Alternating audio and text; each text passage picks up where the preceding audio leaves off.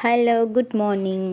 இன்றைக்கி ஒரு மார்னிங் ஸ்கூலுக்கு அனுப்புறதுக்கான வேலைகள் எல்லாம் எப்படி பார்க்க போகிறேன் அப்படின்ற ஒரு வீடியோ. காலையில் எழுந்திரிச்சோன்னே ஃபஸ்ட்டு எல்லா டோரையும் ஓப்பன் பண்ணி விட்டுட்டு, அதுக்கப்புறம் நேற்று வச்ச பழைய சாதம் இருந்தது, அதை போய் ஃபஸ்ட்டு கொஞ்சோண்டு கோழிக்கு வச்சுட்டு மீதி தண்ணி ஊற்றி வச்சுருவேன். அதை ஆடு இல்லை வேறு ஏதாவது மாடு ஏதாவது குடிச்சிக்கிறோம். ஸோ அதை ஃபஸ்ட்டு பண்ணிவிட்டு, அதுக்கப்புறம் இந்த சட்டியில் தான் நம்ம சாப்பாடு வைக்கணும். அதனால் அதை ஃபஸ்ட்டு பண்ணிவிட்டு அதுக்கப்புறம் தான் இதை கழுவி ஒலை வைக்க முடியும். ஸோ அதான் காலையில் போய் பண்ணிகிட்ருக்கேன். காலையில் எழுந்திரிச்சு இங்கே நின்று வேடிக்கை பார்க்கணுன்னுலாம் ஆசை தான், பட் டைம் இல்லையே அப்படின்னு சொல்லிட்டு கடகடன்னு வேலையை ஸ்டார்ட் பண்ணிடுவேன். கோலம்லாம் என்னைக்காவது போடுவேன், திடீர்னு போட மாட்டேன். அந்த மாதிரி என்னோடய மைண்ட் செட் பொறுத்து. ஸோ போய் ஃபஸ்ட்டு எப்போவுமே முந்தின நாள் நைட்டு மேக்ஸிமம் பாத்திரம் விளக்கி வச்சுருப்பேன். அந்த பாத்திரத்தை எல்லாம் எடுத்து அடுக்கி வச்சுட்டு அடுப்பை லைட்டாக தொடச்சி விட்டுட்டு அதுக்கப்புறம் தான் வேலையவே ஸ்டார்ட் பண்ணுவேன்.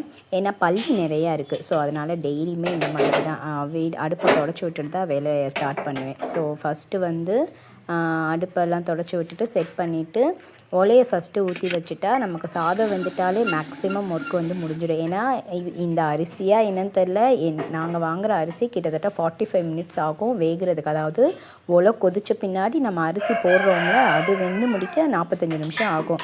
ஒலை காய்கிறதோடு சேர்த்தா கிட்டத்தட்ட 1 மணி நேரத்துக்கு மேலே ஆயிரும் சாப்பாடு வேகிறதுக்கு. பட் ஆனால் அந்த வடிக்கிற சாதம் தான் எனக்கு ரொம்ப பிடிக்கும். குக்கர் சாதம் ரொம்ப ரேரு. அப்புறம் மொதல் நாள் நைட்டே பச்சைப்பயிறு வேர்க்கடலை ரெண்டுமே ஊற வச்சுருந்தேன். பச்சைப்பயிறு இது சொரக்காய் போட்டு கூட்டு வைக்கிறதுக்கு, அதை அப்படியே சாதத்தில் போட்டு சாப்பிட்டுக்கலாம். இந்த வேர்க்கடலை எல்லாருமே கொஞ்சம் கொஞ்சம் சாப்பிட்டுக்கலாம். தம்பிக்கும் நம்ம ஸ்நாக்ஸ் கொடுத்து விடலாம் அப்படின்னு சொல்லி ரெண்டுமே ஒன்றா ஊற போட்டு ஒன்றாவே வேக வைக்கிறதுக்கு குக்கரில் உப்பு போட்டு அதை எந்திரிச்சோடனே மூடி வச்சு ரெடி பண்ணிட்டேன். ஸோ இதை வெறுவாயிலையும் சாப்பிட்டுப்பாங்க தம்பிங்க. அப்படி இல்லாட்டி இந்த கடைசல் பண்ணாலும் ரொம்ப டேஸ்ட்டாக இருக்கும். இது முந்தின நாள் வச்ச ரசம் கொஞ்சம் இருந்துச்சு, அதை ஹீட் பண்ணுறதுக்கு ரெடி பண்ணிகிட்டு இருந்தேன். ஸோ இதை ஏதாவது ஊற்றி சாப்பிட்டுக்கலாம் அப்படின்னு சொல்லிவிட்டு அதை ஹீட் பண்ணிவிட்டு அதுக்கப்புறம் அரிசி எடுத்து கழுவி ஊற வச்சு போட்டாலே 45 மினிட்ஸ் ஆகும். ஊற வைக்காமல் போட்டால் இன்னும் லேட் ஆகும்னு சொல்லி நான் கழுவி எப்போவுமே ஊற வைப்பேன். இன்னும் ஒரு 10 மினிட்ஸ் to 15 மினிட்ஸ் ஊறும். அதுக்கப்புறம் ஃப்ரிட்ஜில் போய் என்ன வைக்கலான்னு பார்க்கும்போது இந்த சுரக்காய் இருந்துச்சு. சரி, பச்சை பயிரோட இந்த சுரக்காய் போட்டு கூட்டு வச்சா நல்லாயிருக்கும் அப்படின்னு சொல்லிட்டு அதை தான் எடுத்து எப்போவுமே சுரக்காயில் இந்த பாதி வச்சாலே எனக்கு இப்போ எங்கள் வீட்டுக்கு போதும். ஏன்னா நாங்கள் 2 பேர் பெரியவங்க, தம்பிங்க 2 பேர் சின்ன குழந்தைங்கள. ஸோ அதனால் இந்த பாதி யூஸ் பண்ணிவிட்டு மீதி பாதி கூட்டு வைப்பேன். அப்படி இல்லாட்டி சட்னி வச்சுப்பேன். சட்னி வச்சாலும் சூப்பராக இருக்கும். வெங்காயம், தக்காளி, இந்த சுரக்காய் எல்லாமே வதக்கி சட்னி அரைச்சா ரொம்ப டேஸ்ட்டாக இருக்கும். நான் ஆல்ரெடி நம்ம சேனலில் அந்த ரெசிபி போட்டிருக்கேன், சுரக்காய் சட்னின்னு வரும். ஸோ உங்களுக்கு வேணுன்னா செக் பண்ணி பாருங்கள். ஸோ சுரக்காய் தோலெல்லாம் எடுத்துகிட்டு குட்டி குட்டியாக கட் பண்ணிவிட்டு நம்ம ஆல்ரெடி பச்சைப்பயிறு விசில் எடுத்து வச்சுருப்பேன். அது கூட போட்டு எப்பவும் போல் நம்ம பருப்பு கடைசல் பண்ணுவோம்ல அந்த மாதிரி. ஸோ தக்காளி பழம் ஒரு 3 பழமாக போட்டேன். ஏன்னா புளியெல்லாம் நான் ஊற்ற மாட்டேன், அதனால் கொஞ்சம் நல்லா டேஸ்ட் இருக்கும்னு சொல்லி ஒரு 3 பழம் போட்டேன். சின்ன வெங்காயம் யூஸ் பண்ணுறக்காண்டி சின்ன வெங்காயம் எடுத்து வச்சுருந்தேன். ஸோ குக்கர் ஓப்பன் பண்ணி பருப்பு வெந்துருச்சான்னு பார்க்கும்போது அழகாக இந்த வேர்க்கடெல்லாம் மேலே மிதந்து வந்துச்சு. ஸோ எனக்கு தனியாக பிரிக்கிறது கொஞ்சம் ஈஸியாக இருந்துச்சு. நான் இதான் ஃபர்ஸ்ட் டைம் ரெண்டுமே ஒன்றா வேகப்பட்டது. பட் எனக்கே தெரியாது இது இந்த மாதிரி வரும்னு. அழகாக மேலே மிதந்து வந்துருந்துச்சு. சரின்னு அதையெல்லாம் எடுத்து வச்சுட்டு கொஞ்சோண்டு பயிரை தம்பிக்கு சின்னவனுக்கு சாப்பிட்றதுக்கும் பச்சைப்பயிர் ரொம்ப நல்லா சாப்பிடுவான்னு சொல்லி அவனுக்கு கொஞ்சோண்டு எடுத்து வச்சுட்டு மீதியை இந்த மாதிரி கடைசல் பண்ணிவிட்டேன். இந்த பருப்பு கடைசல் வீடியோ என்னோடய சேனலில் நான் ஆல்ரெடி போட்டிருக்கேன். இந்த வீடியோக்கு முன்னாடி தான் லாங் வீடியோவை போட்டிருக்கேன். உங்களுக்கு வேணும்னா கண்டிப்பாக நீங்கள் போய் செக் பண்ணி பாருங்கள். ஆக்சுவலாக பருப்பு கடைசல் சுரக்காய் கூட்டா அதுக்கப்புறம் முட்டைக்கோஸ் பண்ணலான்னு பார்த்தேன். பட் டைம் இல்லைன்னு சொல்லி டக்குன்னு என்ன பண்ணேன், ஒரு 2 முட்டையை வெங்காயம் நிறையா போட்டு மிளகுத்தூள் சீரகத்தூள் மட்டும் போட்டு நல்லா ஃப்ரை மாதிரி பண்ணிட்டேன். ஸோ அதுக்கப்புறம் அதுக்குள்ளே சாதம் எல்லாமே ரெடி ஆயிடுச்சு. ஸோ காலையில் எப்போவுமே டைம் இருந்துச்சுன்னா இட்லி தோசை மாவு எப்போவுமே இருக்கும், இட்லி ஊற்றுவேன், தோசை ஊற்றுவேன். பட் இல்லாட்டி இந்த சாதம் காலையில் வைக்கிற சாப்பாடே கொஞ்சோண்டு தம்பிக்கு ஊட்டி விட்டுருவேன். இது அவங்களுக்கு எண்ணெய் ஊற்றி சாப்பிட்றதுனால நல்லா டேஸ்ட் இருக்கும். இந்த பருப்பு கூட்டில் நல்லெண்ணெய் ஊற்றி சாப்பிட்டா நீங்கள் எல்லாமே ட்ரை பண்ணி பாருங்கள். ஸோ எல்லாருக்குமே கொஞ்சம் கொஞ்சம் வச்சு கொடுத்துட்டு அதுக்கப்புறம் டிஃபன் கட்டுறதுக்கு ரெடி பண்ணிட்டு இது சின்னவர் எப்போவுமே காலையில் இவங்களுக்கு வைக்கும்போதே எனக்கும் வேணும்னு கேட்பான். ஸோ அவனுக்கும் வச்சு கொடுத்துட்டு டிஃபன் கட்டுறதுக்கு ரெடி பண்ணிட்டேன்.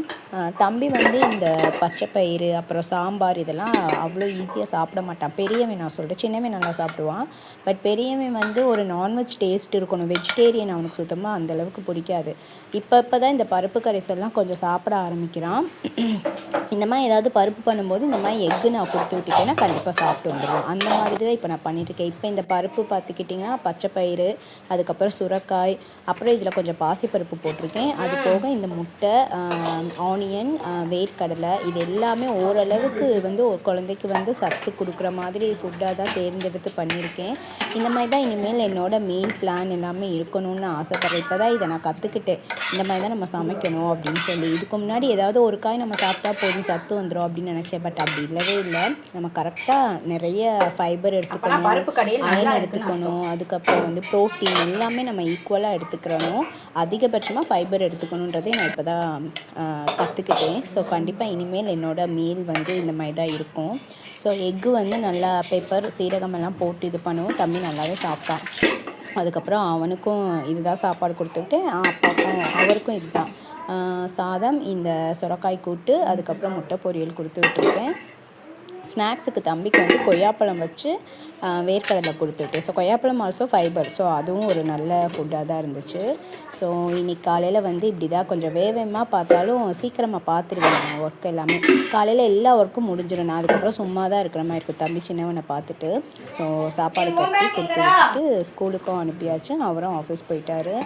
அதுக்கப்புறம் வந்து நான் கொஞ்சம் நேரம் தம்பிக்கு சாப்பாடு ஊட்டுவேன், தம்பி தூங்க வைப்பேன்.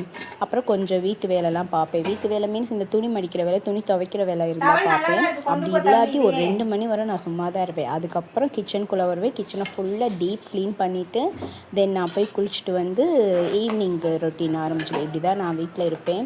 ஸோ இதுக்கிடையில் ஏதாவது பண்ணாமல் இந்த சேனல் ஸ்டார்ட் பண்ணேன். ஸோ நம்ம சேனல் யாராவது புதுசாக பார்க்குறீங்கன்னா கண்டிப்பாக சப்ஸ்கிரைப் பண்ணிக்கோங்க, சப்போர்ட் பண்ணுங்கள், லைக் பண்ணுங்கள், கமெண்ட் பண்ணுங்கள்.